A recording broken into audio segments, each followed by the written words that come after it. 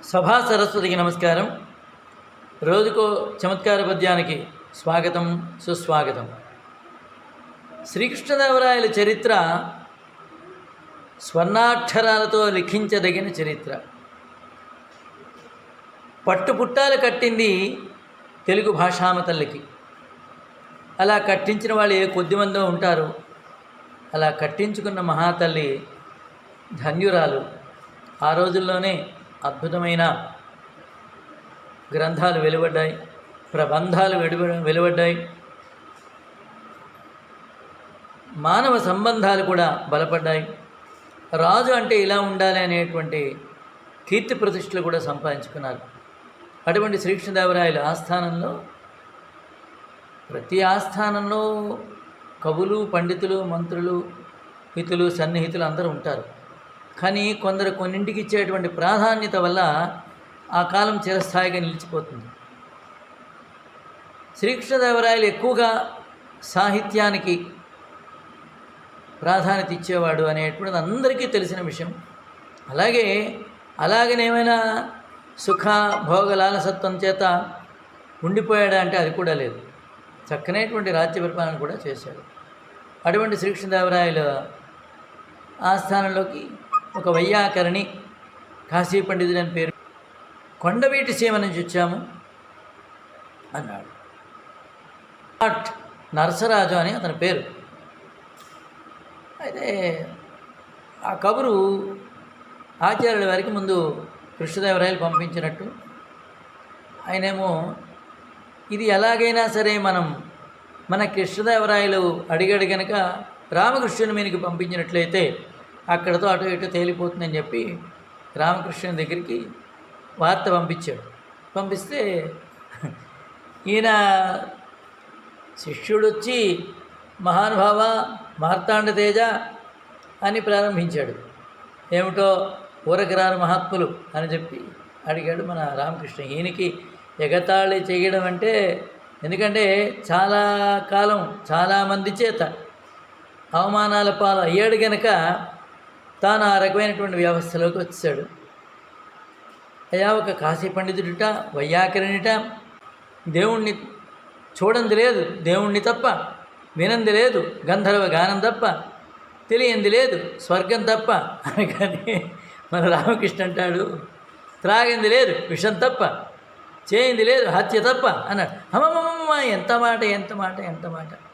మీరు అలా అంటే ఎలాగా? విషయంలోకి వస్తున్నాను. ఇంతకీ ఏమిటి విషయం అని అడిగాడు. ఏం లేదు, అది చెప్దామని వచ్చాను.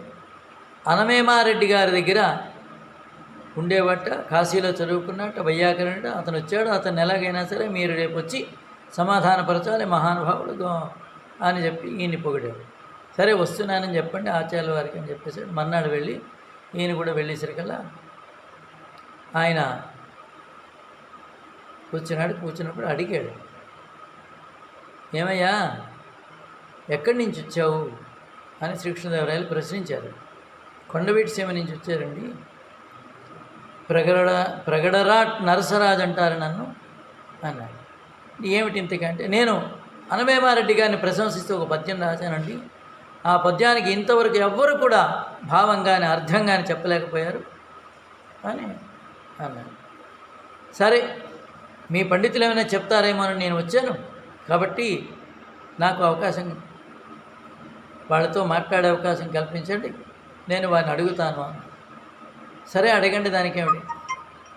రాజనందన రాజత్పతుల సాటి తలపనన్నయవే మధరణిపతికి భావభవభోగ సత్కళా భావములను భావభవభోగ సత్కళా భావములను భావభవభోగ సత్కళా భావములను అని అన్నాడు. ఆఖరి పాద్యం కొంచెం ఈయనకి ఒకసారి వినేసరికి మన రామకృష్ణ ఏకసంతాకి కదా పట్టేసి భావభవభోగ సత్కళా భావములను భావభవభోగ సత్కళా భావములను అని ఎద్దేవా చేస్తూ ఆ పాదాన్ని ఒకసారి అని, అప్పుడు సరేనండి, చాలా సంతోషం, మీరు చాలా అద్భుతంగా చెప్పారు, మరి నేను దాని అర్థం చెప్పేలోపు మీరు దీని అర్థం ప్రయత్నం చేయండి అని మేకతోకకు మేకతోక మేకకు తోక మేకతోక మేకతోకకు మేకతోక మేకకు తోక మేకతోక మేకతోకకు మేకతోక మేకకు తోక మేకతోక మేకతోకకు మేకతోక మేకకు తోక మేకతోక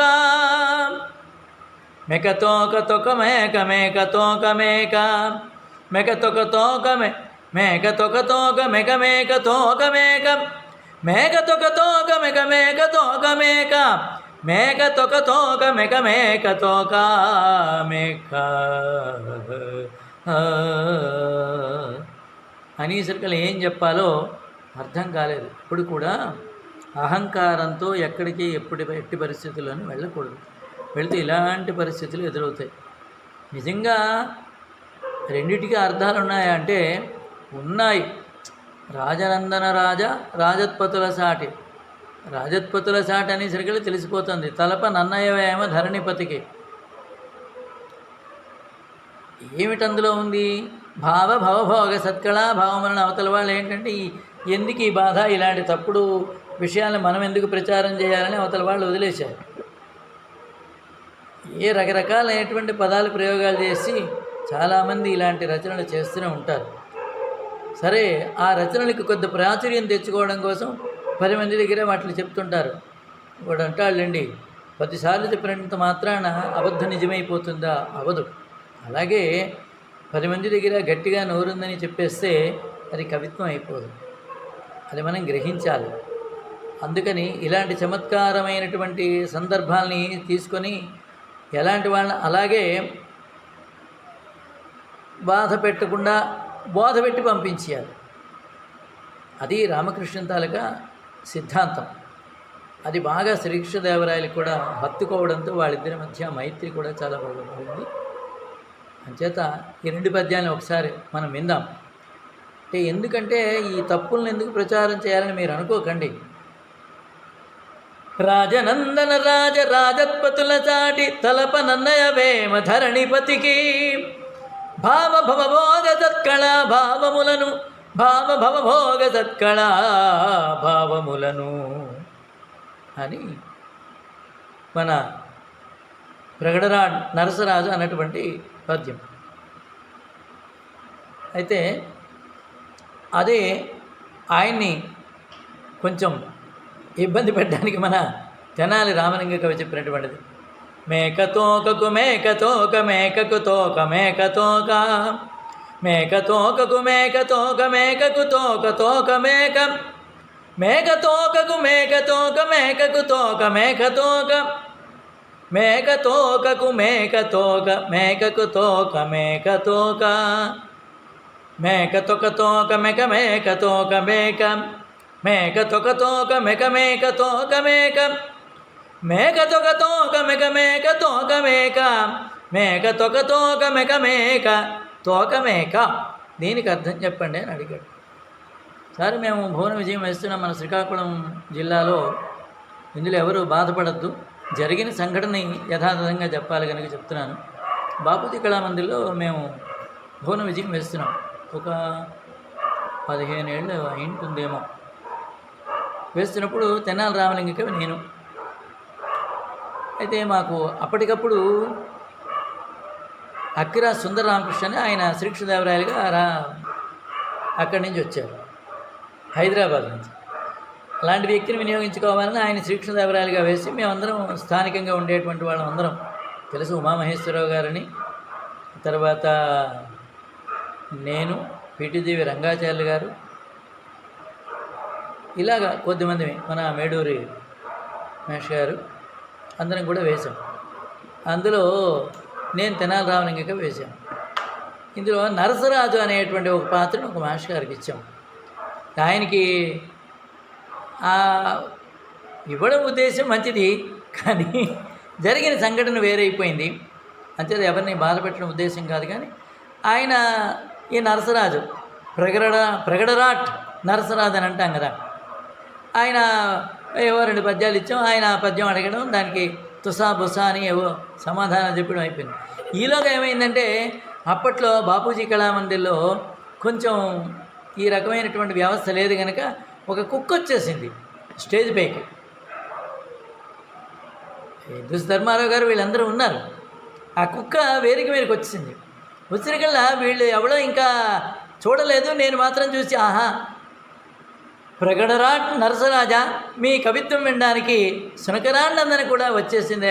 ఎంత ఆశ్చర్యకరంగా ఉంది, ఎంత మహాకవిత్వం మీది అని చెప్పి నేను కొంచెం తెనాలి రామలింగడి పాత్రలో ఉన్నాం కనుక ఔచిత్యాన్ని పాటించడం కోసం నేను ఆ మాట చెప్పాను. చెప్పేసరికల్లా అంటే అక్కిరా సుందర రామకృష్ణ గారును మన తిమ్మరుసుగా వేసిన పీటీదేవి రంగాచార్యులు గారు రామలింగ కవి రామకృష్ణ అది మన దత్తాత్రేయుల వారి యొక్క స్వరూపము, అంచేత చతుర్వేదములు కూడా ఆయన దగ్గర అలా ఉండేవి కదా అని చమత్కరించి చేశారు.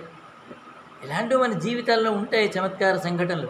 వాటిని కూడా మనం దృష్టిలో పెట్టుకుని పిల్లలకి ఆ సందర్భాలని అనుభూతి చెందడం అనేది నేర్పాలండి. ఇప్పుడు పిల్లలకి ఎవరికి పుస్తకాలు చదువుకోవడం ఎంతసేపు ఆడిస్తే ఆడడం, పాడిస్తే పాడడం, చదివితే చదవడం అనేటువంటిది అయిపోయింది. వాళ్ళు సొంతంగా వాళ్ళ హృదయాల్లోంచి వచ్చినటువంటి భావాల్ని చెప్పుకునే అవకాశం మనం ఇవ్వట్లేదు. కాబట్టి వాళ్ళు ఎందులోని రాణించలేకపోతున్నారు. వాళ్ళు రాణించలేకపోవడానికి మనమే కారణం. తల్లిదండ్రులమైన మేము, మనము, అలాగే ఉపాధ్యాయులైనటువంటి మేము, అందులో నేను కూడా ఉంటాను. నేను ఎందుకనే ఏమనేవాడిని అంటే చదవమనేవాడిని. ఏమిటి పోయింది సిలబస్ అయితే అవుతుంది అవ్వకపోతే అవ్వదు అని చెప్పి ఆ మాటలు కూడా పడిన సందర్భాలు ఉన్నాయి, లేకపోలేదు. ఎందుకంటే అక్కడ సిలబస్ అనేటువంటిది చూసుకుంటే విద్యార్థి వికాసం అనేటువంటిది జరగట్లేదు, మనోవికాసం జరగాలి. ఆ మనోవికాసం జరిపేవే మన తాలూకా ఈ పద్యాలు. కాబట్టి ఈ పద్యాన్ని తప్పకుండా కంఠస్థ పెట్టించి పిల్లల చేత ఒకసారి చమత్కారంగా మీరైనా చదివి వినిపిస్తే వాటిని వింటారు, ఒక ఆనందాన్ని అనుభూతిని పొందగలుగుతారు. మరి ఇలాగ ఇన్నాళ్ళు అయితే చెప్పాను కదా, ఇన్నాళ్ళు అయితే మన నోళ్ళల్లోకి వెళ్ళేవి, వేదికల మీద ఉండేవి. ఇప్పుడు మన ఇళ్లలోకి టీవీలు కూడా వచ్చేసాయి కనుక తద్వారా మనం మరికొంచెం సాహిత్య ప్రచారాన్ని చేద్దామని అనుకుంటూ ఈ అవకాశం మీరు వినియోగించుకుంటారని కోరుతూ స్వస్తి, శుభం భూయాలు.